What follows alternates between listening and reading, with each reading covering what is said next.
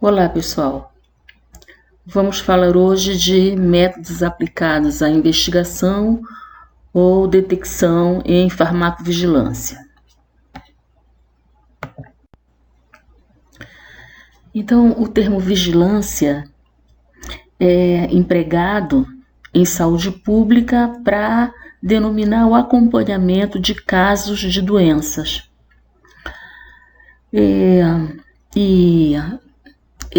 Essa vigilância ela pode ser de forma ativa ou de forma passiva.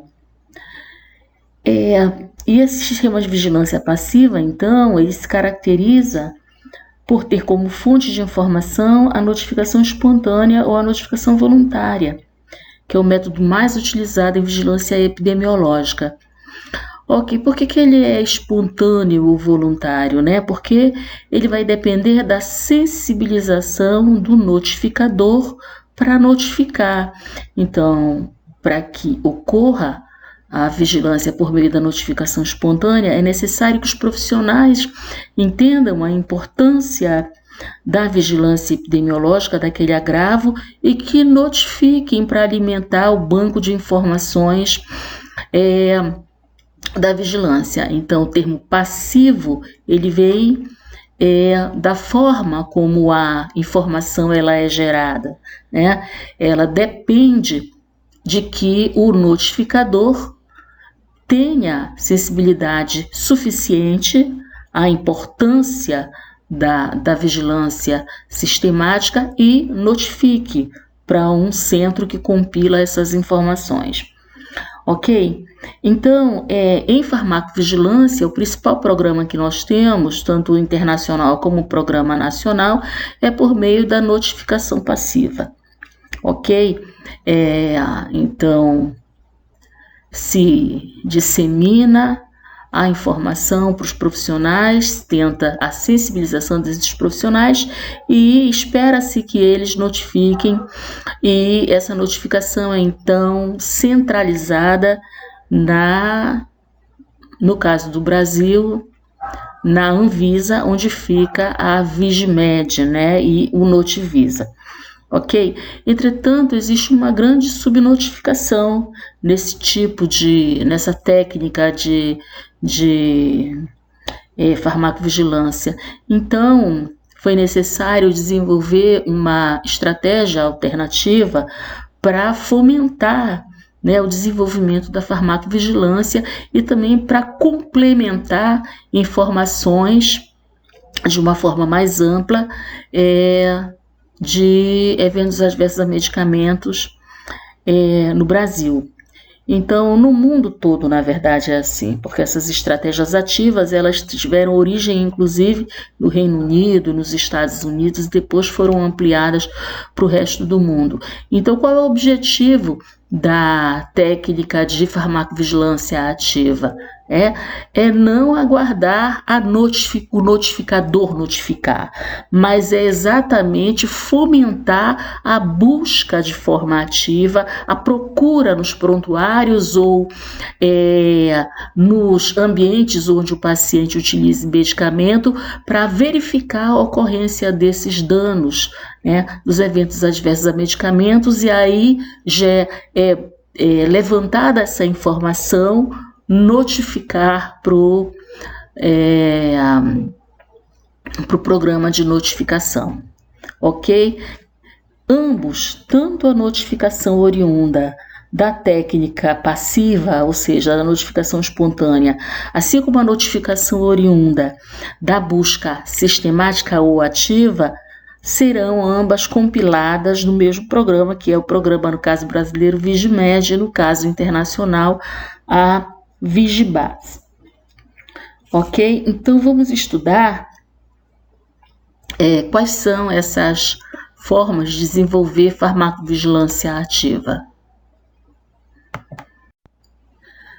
A farmacovigilância ativa, então, tem como ambiente de observação o hospital, o que se denomina farmacovigilância hospitalar. Então, a gente pode dizer que o hospital ele é um grande espaço de observação, ele é um observatório, principalmente para reações adversas graves, porque os pacientes que desenvolvem uma reação adversa grave buscam hospitalização. Então, a gente pode investigar os eventos adversos a medicamento como determinantes da hospitalização. Ao mesmo tempo, nesse ambiente hospitalar, nós vamos observar medicamentos que têm janela terapêutica muito estreita e por isso são denominados medicamentos de alto risco, ou também pelo fato de serem medicamentos veiculados de uma forma farmacêutica muito invasiva. Geralmente, pacientes hospitalizados estão expostos à administração de medicamentos de forma mais invasiva. Então, esse é um espaço que demanda uma vigilância maior, porque existe a probabilidade de ocorrência de danos por medicamentos estes que podem ser medicamentos que são utilizados única e exclusivamente no ambiente do hospital, como por exemplo em unidades de tratamento intensivo ou em salas de cirurgia, no procedimento cirúrgico, ou então para medicamentos para pacientes de alto risco.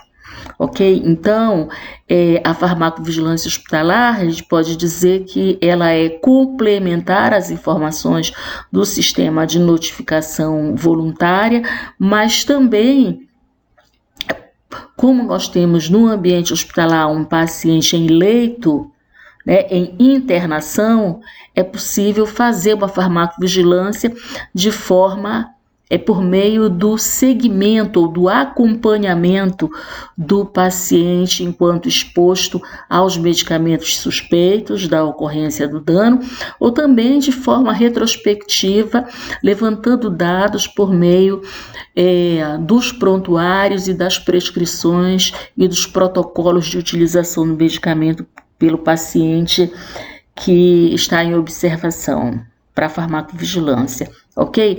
Então, vamos estudar quais são as duas técnicas mais utilizadas dentro da farmacovigilância hospitalar, ok? Então, o interesse maior aqui é investigar quais são os eventos adversos a medicamentos que causaram a internação hospitalar ou que ocorrem durante a internação e têm alto impacto clínico, ou aqueles eventos adversos a medicamentos que são causa de óbito. Ok, pessoal. Então, uma das técnicas é a busca ativa ou sistemática, e isso se dá por meio de entrevistas junto ao paciente. Então, é necessário que o farmacêutico faça uma anamnese farmacêutica, levante os dados e informações relativas ao uso de medicamento, à doença, e fique vigilante para sinais e sintomas que o paciente possa vir a utilizar ao longo da internação. Essa é uma técnica difícil de desenvolver, exatamente porque precisa que tenha um farmacêutico ou um profissional da saúde, um enfermeiro, por exemplo, dedicado a fazer esse segmento. Então, em geral, a busca sistemática ou ativa, ela é feita de forma retrospectiva. Então, dessa forma, o farmacêutico levanta as informações de interesse por meio do levantamento de dados no prontuário do paciente e nas prescrições dos medicamentos que foram utilizados pelo paciente. Então, ele busca as informações no prontuário e quando ele observa no prontuário, alguma ocorrência de reação adversa descrita, ele vai buscar nas prescrições os medicamentos que foram utilizados e tentar estabelecer uma relação de causalidade para avaliar aquela reação adversa ou aquele evento adverso para posteriormente notificar, ok? Então, a busca sistemática implica em fazer essa busca, estabelecendo, claro, quais são os pacientes que são prioritários para fazerem parte desse tipo de observação. Em geral, são pacientes de alto risco ou pacientes de grupos de vulnerabilidade para a ocorrência do evento adverso, ou então pacientes que usam medicamentos, que são medicamentos que precisam ser observados de forma mais intensa, ok? Então, a busca sistemática implica em você levantar os dados de forma ordenada, dentro de uma periodicidade, né? Com vistas a observar a ocorrência de reação adversa a medicamento. Uma outra técnica muito utilizada foi proposta, então, em 2003, pelo Instituto para a Melhoria da Saúde, e que desenvolveu a metodologia e treinou várias pessoas por meio de cursos para disseminar essa nova metodologia, que consiste no seguinte: como nós vimos anteriormente, a busca ativa de forma sistemática por meio de investigação em prontuários ou por entrevistas farmacêuticas, é um método válido, entretanto, ele é um método muito amplo. Então, a possibilidade de observar um evento adverso dentro desse contexto, é preciso investigar ativamente, diariamente, um conjunto muito grande de pacientes. E nem sempre se tem um número de profissionais suficientes para fazer esse tipo de abordagem. Então, a técnica dos rastreadores ou a técnica do gatilho implica em se determinar um elenco de eventos ou medicamentos que são gatilhos, né, para que você investigue. Então, a técnica é semelhante à anterior, porque você uma busca sistemática também, porque você investiga retrospectivamente em prontuários a ocorrência do evento, só que o evento está associado a um rastreador já determinado. Então, a busca fica muito mais fácil você levantar a informação por meio já de um rastreador determinado, ok? Então, essa foi uma técnica proposta pelo Instituto para a Melhoria da Saúde em 2003, e de 2003 a 2008 essa técnica se disseminou pelo mundo e hoje é uma das principais técnicas utilizadas em farmacovigilância intensiva.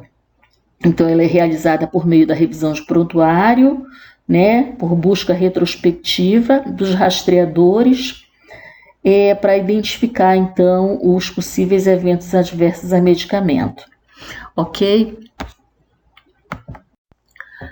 Então, a lista de rastreadores recomendada por esse método é uma lista muito grande, né? Aqui eu fiz um recorte em uma tabela de um artigo em português, e que está publicado na Revista Brasileira de Farmácia Hospitalar e Serviços para a Saúde, em que existe um exemplo aqui dos rastreadores que esse hospital utilizou. No caso, os autores desse artigo trabalharam num hospital onde esses medicamentos que estão aqui denominados rastreadores existem dentro do elenco de medicamentos padronizados no hospital. Então, vejam qual é a lógica do rastreador. Por exemplo, aqui em vermelho, vocês veem uma chave denominada antídotos. E aí nós temos medicamento flumazenil, naloxona, fitomenadiona, loperamida e protamina.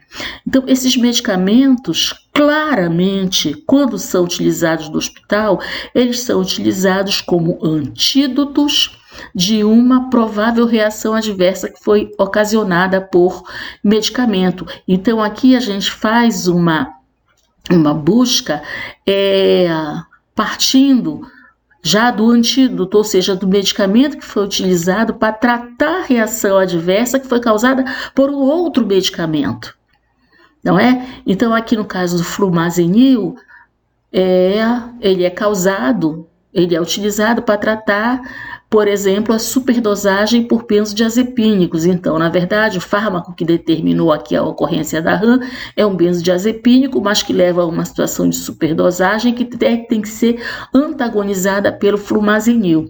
Então, naturalmente, se o flumazenil ele é antídoto, né? Um antídoto para tratar a superdosagem do benzodiazepínico, todas as vezes que esse medicamento for prescrito e que sair da farmácia, né, ou que for encontrado prescrito esse medicamento num prontuário de um paciente, numa busca retrospectiva, então isso é um gatilho, né, para desencadear aí uma suspeita de ocorrência de reação adversa ao medicamento. Então isso aí é o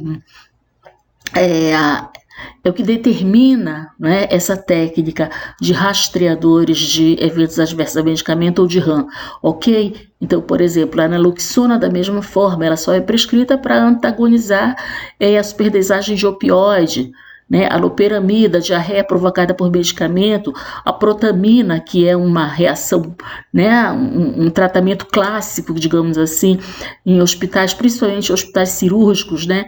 Então a protamina a gente usa para bloquear ali a hemorragia, o sangramento por heparina não fracionada e de baixo peso molecular. Ok? Então, esses são, nesse caso aqui desse hospital, eles determinaram esses tipos de rastreadores, mas todos esses rastreadores têm uma lógica. Por exemplo, a difenidramina é utilizada para hipersensibilidade a algum medicamento, então, para tratar uma resposta à hipersensibilidade, a hidrocortisona, o corticoide da mesma forma, então, para antagonizar uma resposta alérgica a uma hipersensibilidade ao medicamento. E assim, todos esses rastreadores aqui, eles foram amplamente utilizados, amplamente estudados, observados, a ocorrência foi amplamente utilizado a prevalência da utilização desses medicamentos dentro do contexto hospitalar e estudada e observada a sua utilização.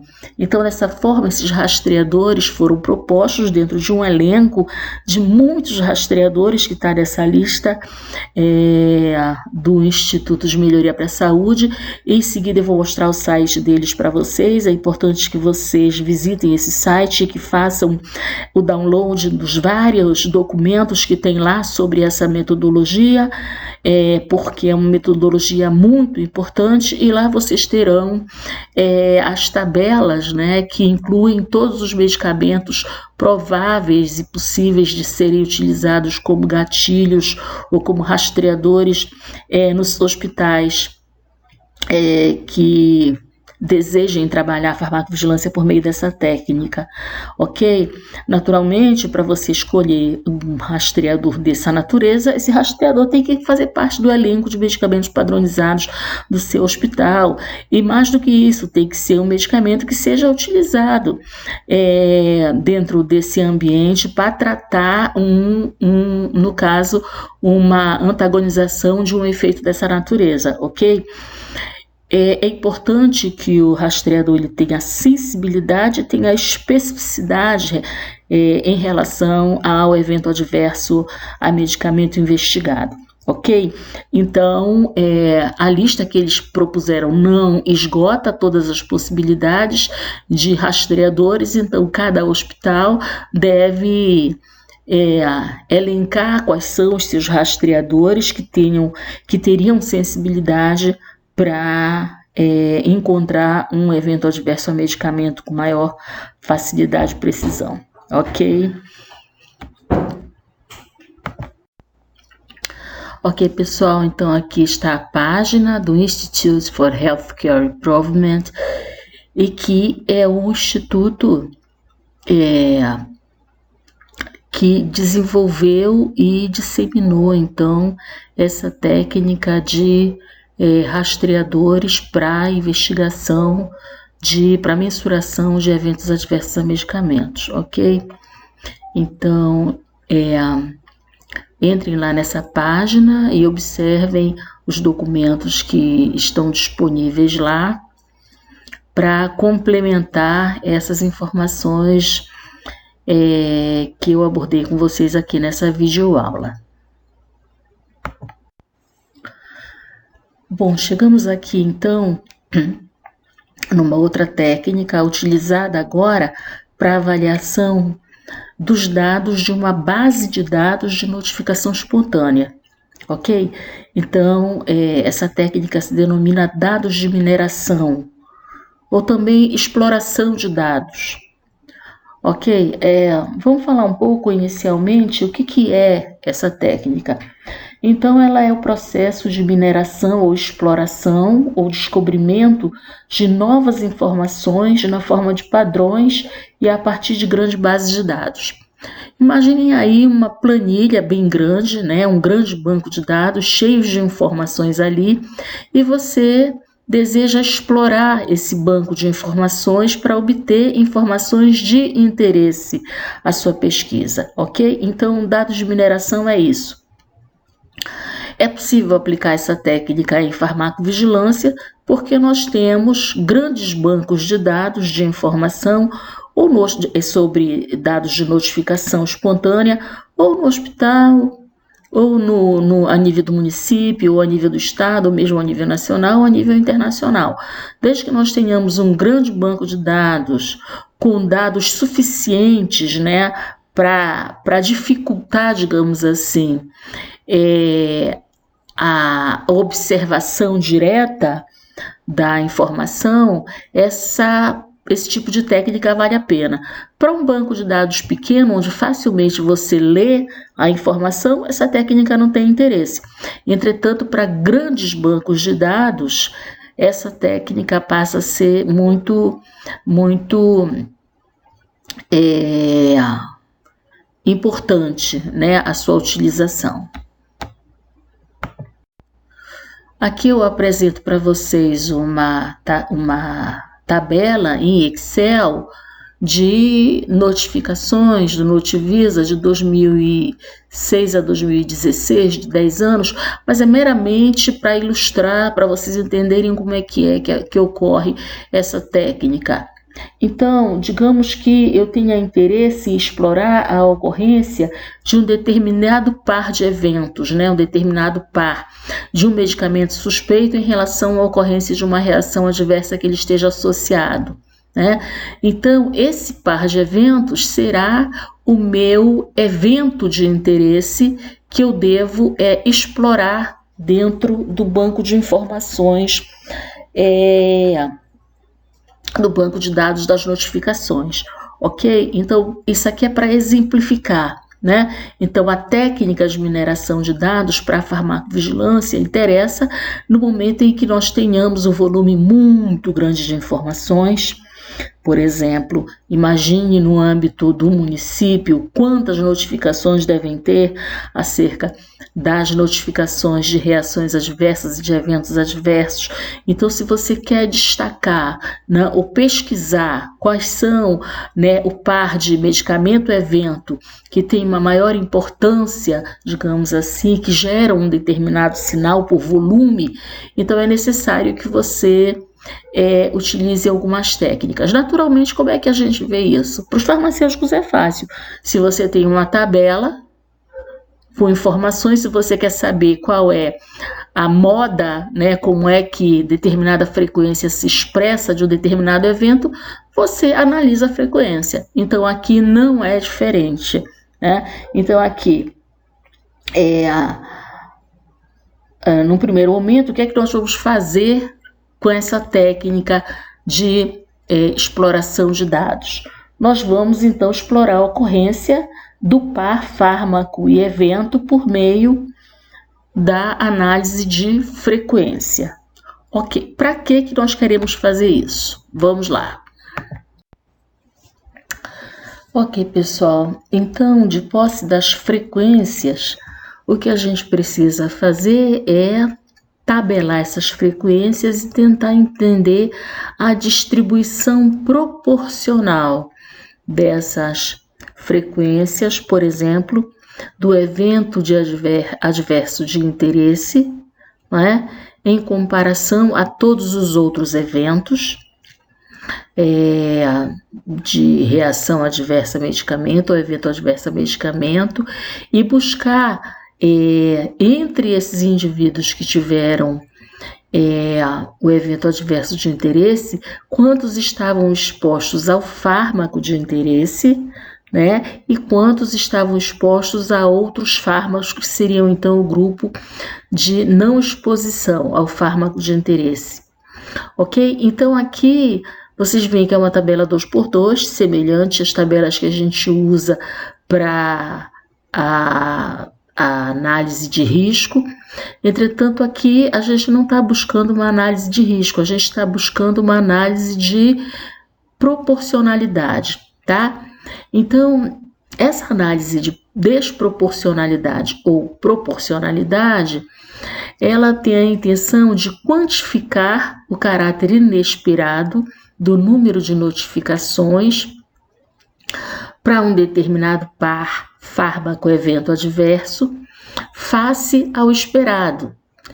Então, é baseado na frequência de notificações envolvendo o fármaco e o evento adverso em questão. Ok, gente? Então, vejam bem, aqui o que a gente está trabalhando é frequência de distribuição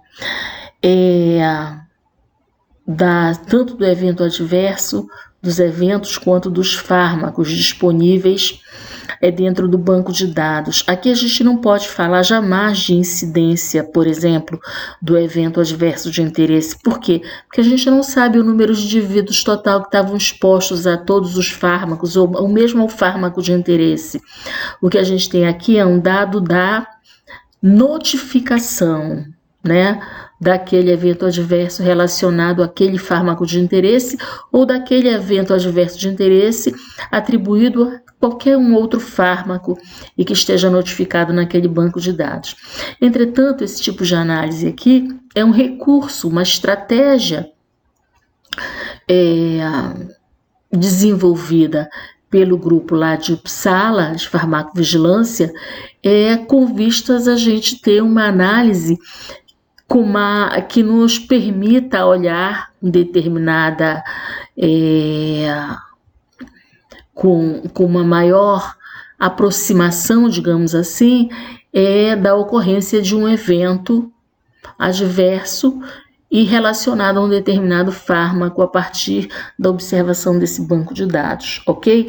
Então, nós vamos utilizar essas taxas, a taxa de proporcional de notificação, que seria o risco relativo, ou então a medida de desproporcionalidade, que seria o odds ratio, né? Então, nós vamos tratar essas informações como se fosse um estudo caso-controle ou uma coorte, né, dependendo da abordagem que nós queiramos dar, mas de qualquer maneira isso não pode ser confundido. O que nós estamos trabalhando aqui é apenas uma distribuição onde a gente quer comparar as taxas de proporcionalidade, né, entre os grupos, ok? Então, a gente quer comparar a proporção de ocorrência de um determinado evento adverso, né, num grupo de indivíduos que fizeram exposição ao fármaco de interesse, em comparação à ocorrência do evento adverso de interesse a um grupo que fez exposição a outros fármacos diferentes do fármaco de interesse. Ok? E dessa forma a gente consegue encontrar então uma taxa de proporcionalidade e essa taxa nos aponta a um valor que foi quantificado e que nos permite ter, digamos assim, uma resposta com relação àquela probabilidade de associação causal, ok? Então, pessoal, aqui eu tenho uma tabela para exemplificar como é que a gente calcula a análise de proporcionalidade. Então, eu escolhi aqui um par fármaco-evento como exemplo o AAS, como fator de risco para hemorragia. E aí, preenchendo as caselas da tabela de contingência, nós temos então, né, o desfecho, que seria a reação adversa a medicamento, o evento de interesse e hemorragia, em comparação a todos os outros eventos adversos ocorridos e que estão notificados para o banco de dados que nós estamos trabalhando. Com relação à exposição, o fármaco que determinou a hemorragia, então o fármaco de interesse é o ácido acetilsalicílico, e que nós vamos comparar com o grupo não exposto ao AAS, que seria todos os outros fármacos, né? Então, vejam, vamos compreender a lógica disso aqui. Então, em relação à exposição, a gente vai considerar o grupo de expostos ao fármaco de interesse, os indivíduos expostos ao AAS. E os indivíduos expostos a todos os outros fármacos, eles são não expostos para o AAS. Então, é o nosso grupo de comparação. Ok? Nessa distribuição aqui, a gente pode ver que entre 100 indivíduos expostos ao AAS, 15 tiveram hemorragia, né? E entre 100.000 indivíduos expostos a todos os outros fármacos diferentes do AAS, ocorreram 5.000 casos de hemorragia. Entretanto, na distribuição proporcional, né, comparando qual é a proporção, né, de hemorragia entre usuários de AAS, é igual a 0,15. E a proporção de hemorragia entre indivíduos que usaram outros fármacos é de 0,05. Então, dividindo essas taxas, a gente encontra o valor 3.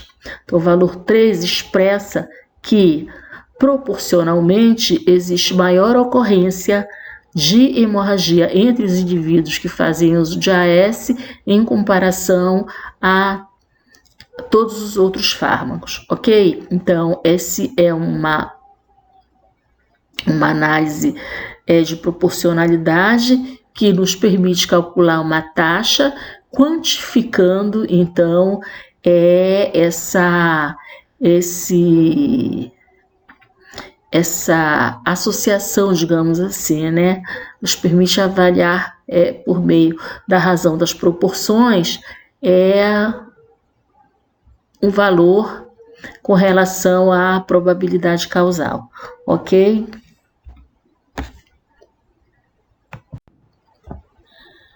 Vamos falar então do viés de competição, ok? O que é esse viés de competição? É quando, na comparação entre o fármaco de interesse em relação ao grupo de outros fármacos, no grupo de outros fármacos estão presentes medicamentos que têm um comportamento de produção do efeito do evento adverso, também presentes nesse grupo. Então, isso faz com que ocorra uma diluição do efeito do evento adverso provocado pelo fármaco de interesse, ok? Então, isso seria um viés de competição. Então, para que a gente remova esse viés de competição, reduza esse viés de competição, é necessário que a gente limpe, né, esse grupo de outros fármacos, né, para que se tenha uma relação de probabilidade causal mais fidedigna. Então, a gente deve remover da base de dados as notificações referentes a pelo menos um dos fármacos com associação conhecida ao evento adverso em análise, ok? Então, aqui nesse exemplo, onde a gente está estudando o AAS como determinante do evento adverso em hemorragia, né? É necessário que a gente remova todos os medicamentos presentes no banco de dados dos outros fármacos que também tem esse mesmo efeito adverso conhecido, associado. Então, por exemplo, a gente deve remover os anti-inflamatórios não esteroides e os antitrombóticos para o desfecho em hemorragia, né? Visto que o fármaco de interesse é o AAS e é ele que nós estamos buscando a associação com a hemorragia, comparando com o grupo de outros fármacos. Então, a gente deve remover do grupo de outros fármacos esses medicamentos que têm o mesmo comportamento de associação conhecida ao evento adverso em análise. Ok? Ok, pessoal. Por enquanto a gente fala de análise de grandes bancos de dados, né? Nós estamos falando de populações muito heterogêneas, com relação ao sexo, idade, hábitos de vida. Então, toda vez que a gente trabalhar com uma população heterogênea, é necessário que a gente, então, faça análises que consiga estratificar a população em grupos para que a gente observe como é que ocorre aquela associação causal dentro desses grupos, particularmente em grupos que representem os fatores que confundem a análise, para que a gente possa, com uma maior certeza, estabelecer aquela probabilidade causal. Ok? Então, aqui eu trouxe como exemplo a idade. A gente sabe que a idade é um fator que interfere na relação do indivíduo com o medicamento. Então, é provável que o idoso tenha maior vulnerabilidade para a ocorrência de determinados eventos adversos em comparação com o adulto. Então, aqui temos uma análise estratificada, que eu fiz por idade, mas poderíamos fazer essa análise estratificada para todos os fatores de confusão que forem observados no banco de dados, ok? Então, aqui a gente pode ver que entre os 15 indivíduos da casela A da tabela de taxa de proporcionalidade bruta, vamos dizer assim, que é a primeira taxa, dos 15 indivíduos que tiveram hemorragia e que fizeram exposição ao medicamento, 10 eram idosos e 5 eram adultos, né?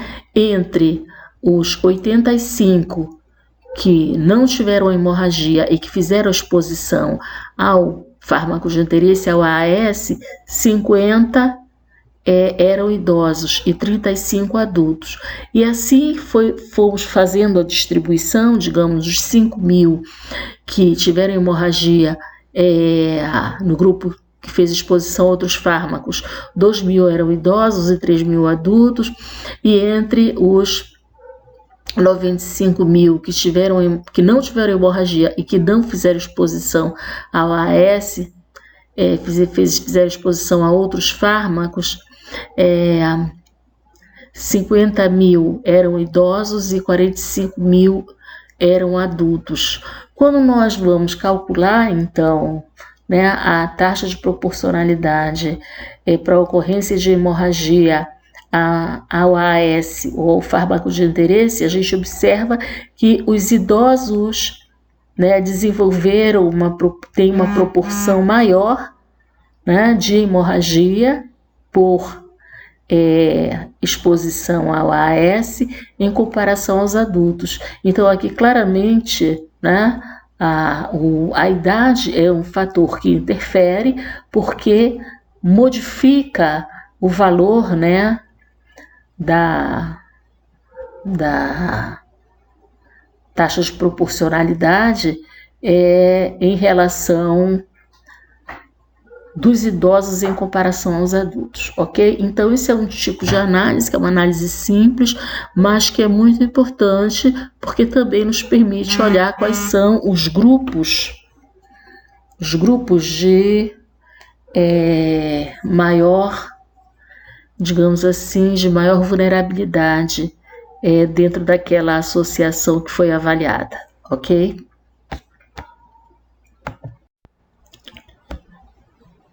Chegamos agora nos estudos epidemiológicos para avaliação e quantificação do risco.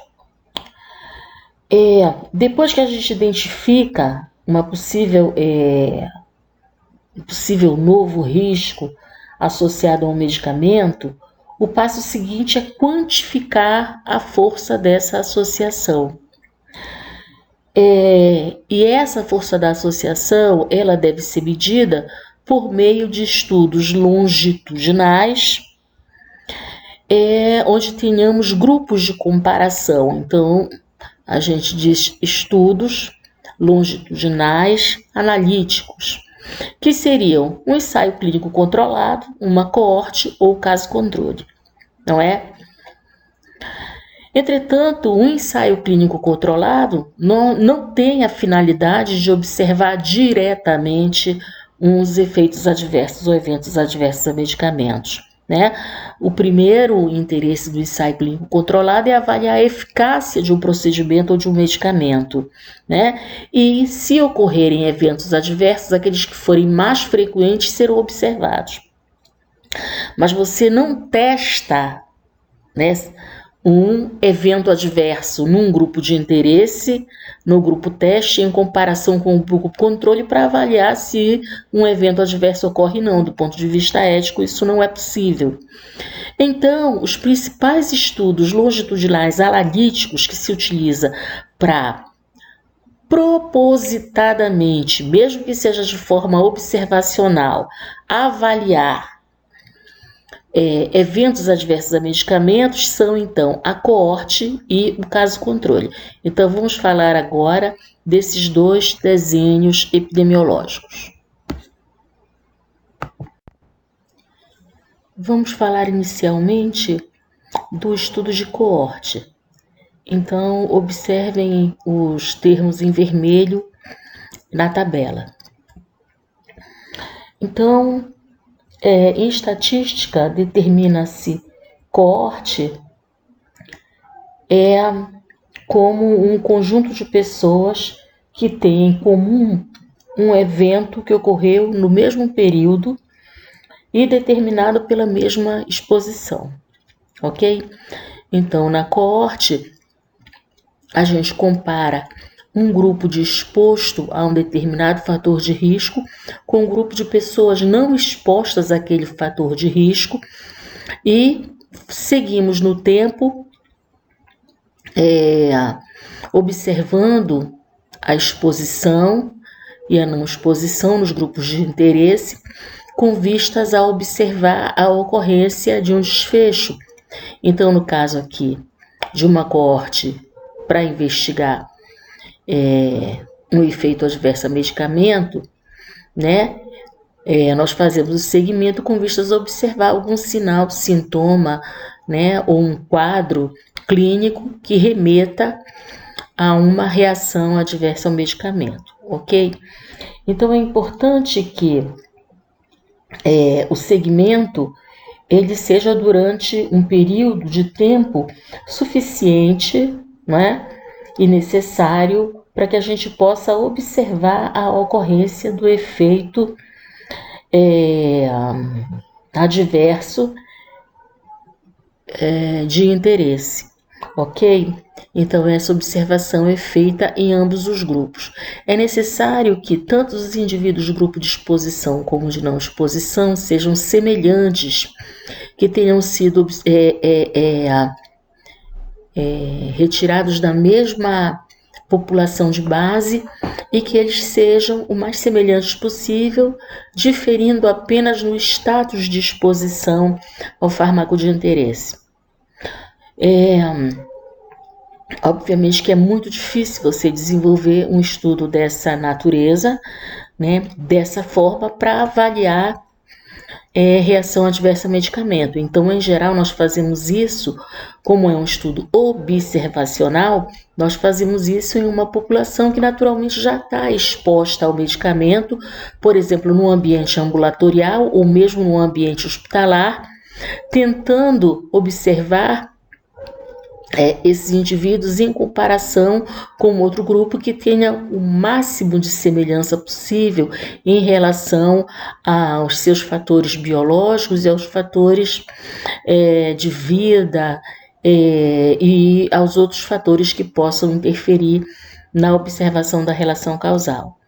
Ok? Então, aqui nós vamos quantificar o risco por meio da avaliação da incidência da reação adversa no grupo de expostos ao fármaco de interesse ou ao fármaco que está sendo estudado, em comparação à incidência da reação adversa ou de sinais e sintomas, né, semelhantes ao da reação adversa ao medicamento no grupo de indivíduos não expostos ao fármaco de interesse e que, se no ambiente do hospital, na maioria das vezes está exposto a outros medicamentos.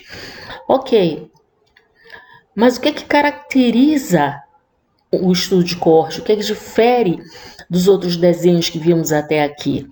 Difere o fato de que, para que você avalie a incidência da ocorrência de uma reação adversa e atribuir essa reação a um determinado fármaco, é necessário que você veja a exposição desde o início da exposição àquele medicamento. Então, você observa o início da exposição e acompanha ao longo do tempo até o momento em que você vai observar a ocorrência da reação adversa, né? E comparar com um grupo de não exposição ou de indivíduos que não estão expostos àquele medicamento para verificar a ocorrência ou não da reação adversa naquele grupo.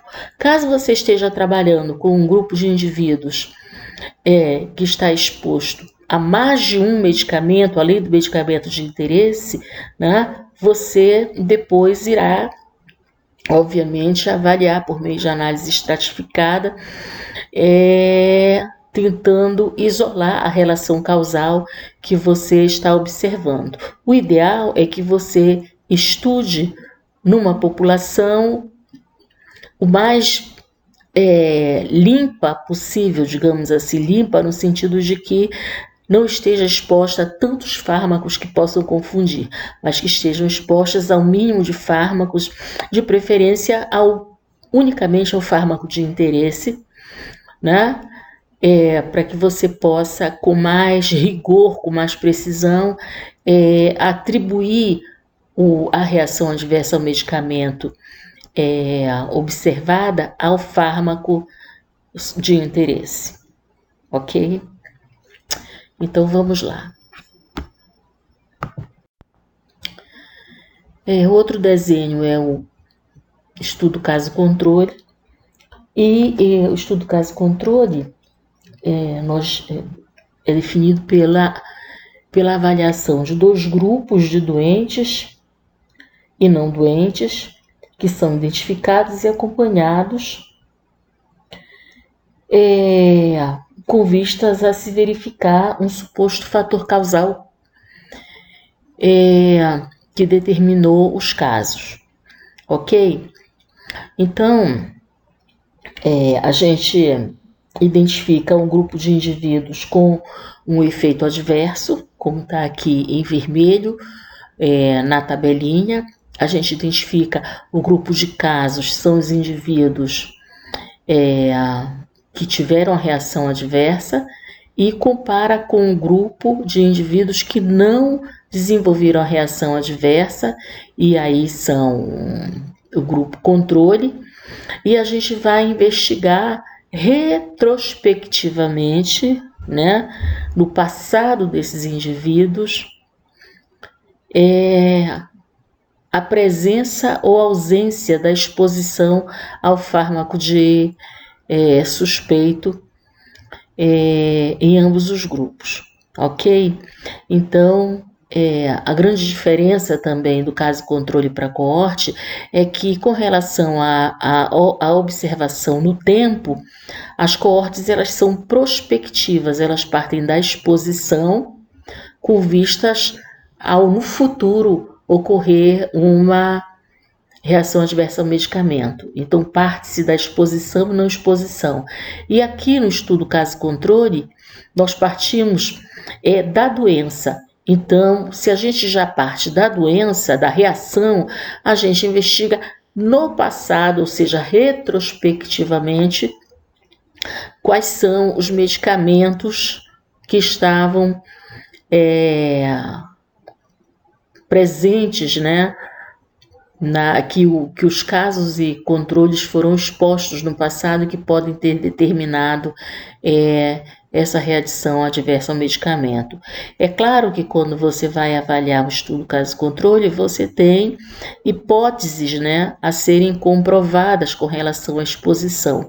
Então, você vai levantar a exposição, tanto dos casos quanto dos controles, com relação à sua história de exposição a fármacos e outros fatores relacionados. Entretanto, você naturalmente tem um fármaco suspeito, né? E esse fármaco suspeito você busca observar com relação à intensidade ou à presença da exposição desse fármaco nos indivíduos que compõem o caso controle, o caso em relação à exposição também de indivíduos que compõem o grupo controle. Ok?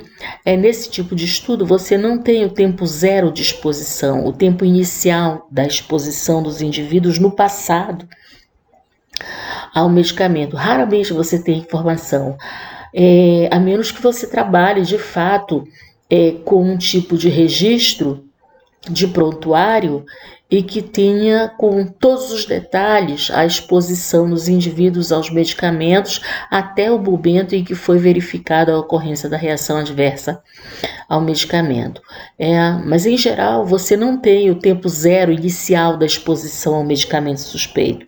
O que você vai encontrar é que os indivíduos foram expostos àquele medicamento ou não, né? Por vezes você até vê a quantidade de vezes que houve a exposição e a temporalidade, mas você não consegue medir com precisão a intensidade da exposição, como você verificaria, por exemplo, num estudo de coorte, porque o estudo de coorte obriga que você inicie a observação a partir de um grupo exposto no início da exposição, em comparação a outro grupo não exposto, ok?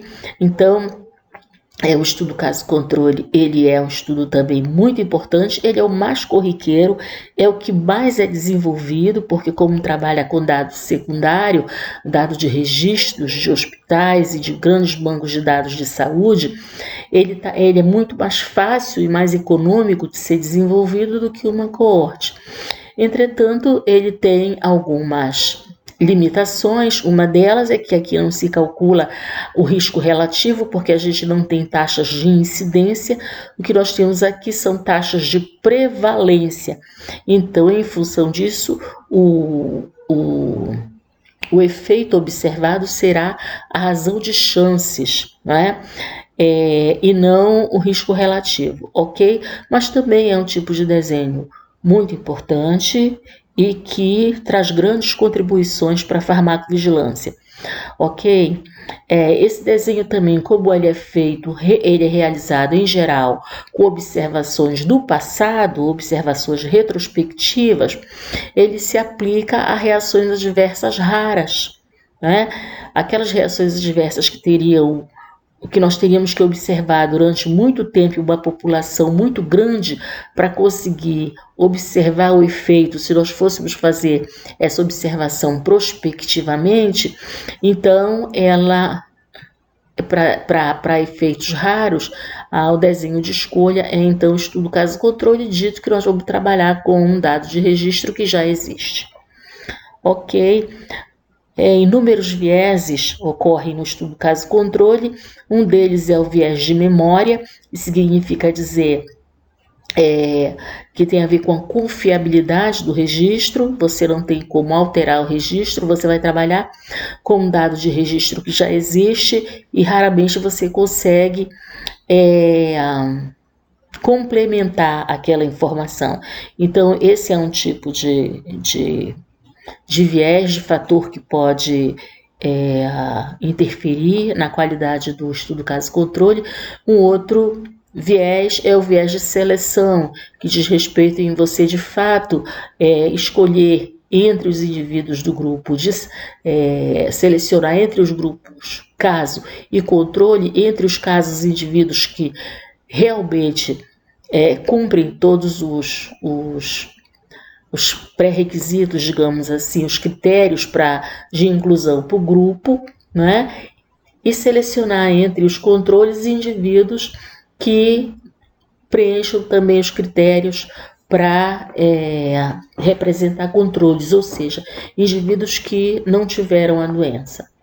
Ok? Então, fazer isso retrospectivamente precisa ser com muito rigor, porque você vai trabalhar com dados que já existem, que ficaram no passado.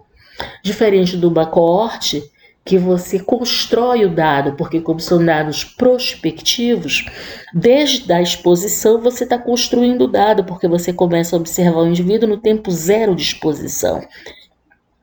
E a partir dali você tem toda a história de exposição dos indivíduos ao longo do segmento da coorte. Então, se o indivíduo, quanto o indivíduo tomou do medicamento, em que intensidade, em que concentração, por quanto tempo, quais foram os outros fatores que possam ter ocorrido simultaneamente com a exposição ao medicamento e que podem interferir no desfecho lá no futuro. No estudo retrospectivo, num estudo caso-controle, você não tem essa possibilidade, porque é um dado de registro que está no passado e que você não tem como complementar nenhuma informação. Então, esses vieses de seleção e vieses de memória são característicos de uma observação retrospectiva, ok? Então, aqui nesse estudo, embora ele tenha essas limitações, é o estudo mais corriqueiro, mais comum de se utilizar. Já foi explicado que isso ocorre exatamente porque se trabalha com dados de registro. Uma outra forma de desenvolver o estudo caso-controle é extrair os casos e controles de grandes coortes que estão em andamento, e à medida que surge a ocorrência das reações adversas, então separar casos de reações diversas, separar controles do grupo de não exposição que possam não ter desenvolvido a reação e tratar como se fosse um caso controle, ok? Então também isso ocorre, é o que nós denominamos de caso controle alinhado a uma coorte, ok? E aí, a forma de avaliar esse estudo caso-controle também será pela razão de chances ou pela razão da prevalência da ocorrência, da razão cruzada das prevalências da reação adversa entre o grupo de expostos ao fármaco em relação ao grupo de não expostos, ok? Vamos lá. Ok, pessoal, chegamos então aqui na avaliação e gestão dos riscos.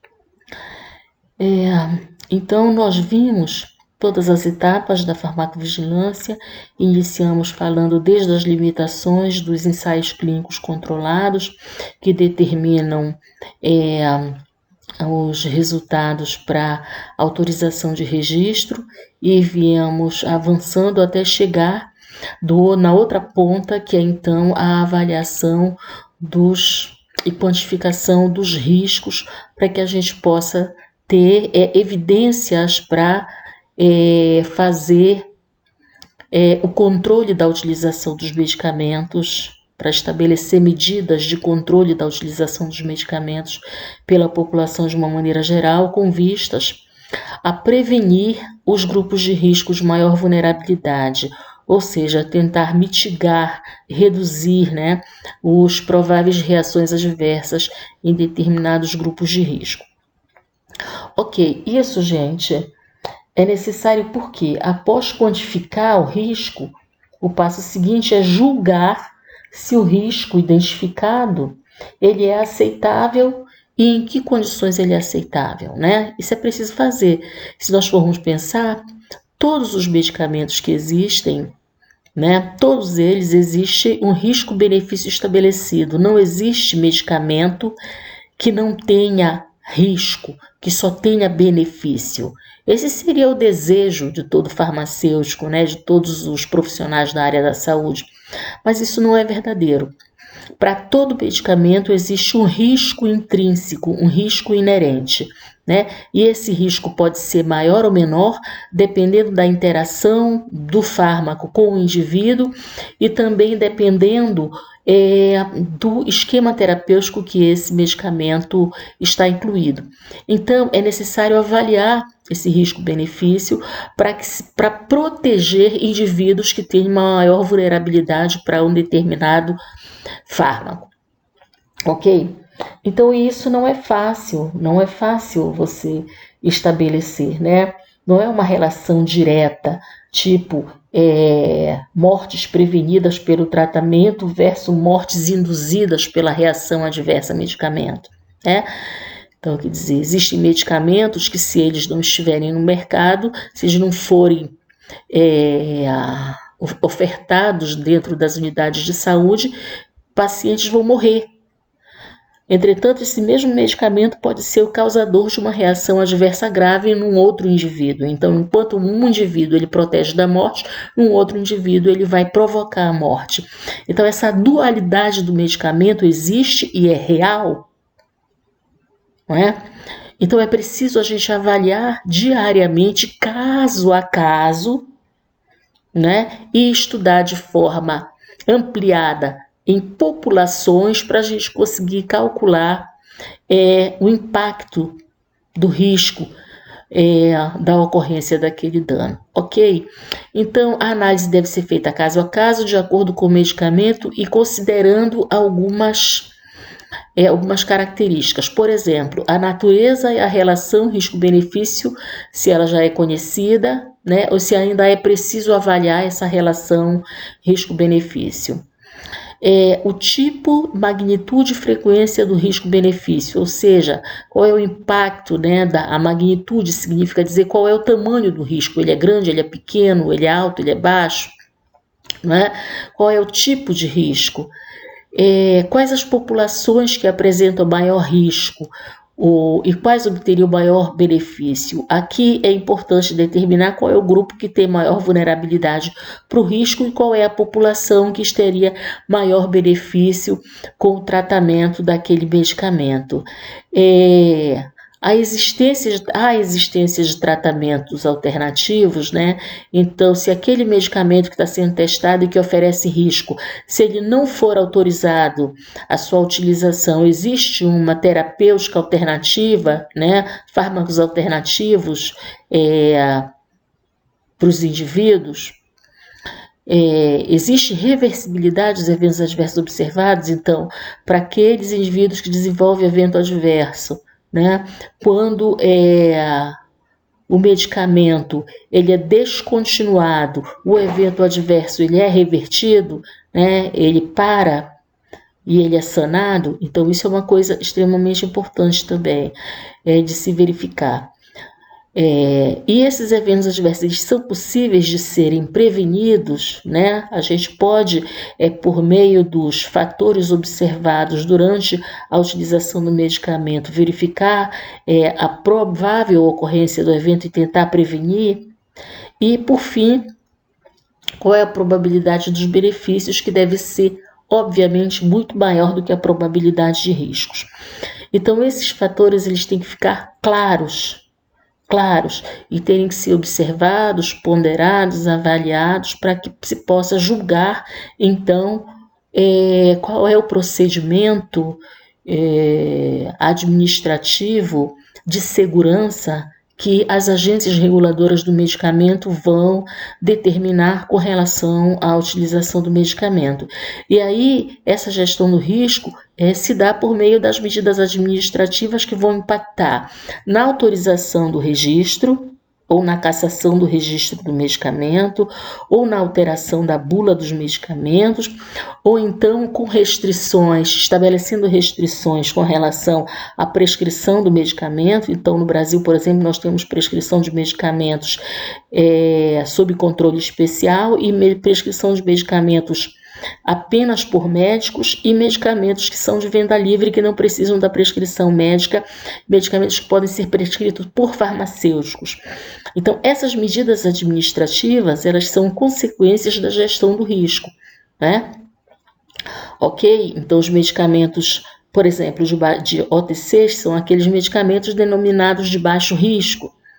Os medicamentos de alto risco que causam alterações nervosas graves ou dependências físicas, psíquicas, ou que têm reações adversas muito impactantes, eles estão sob prescrição médica e tarjados de preto na embalagem, por exemplo.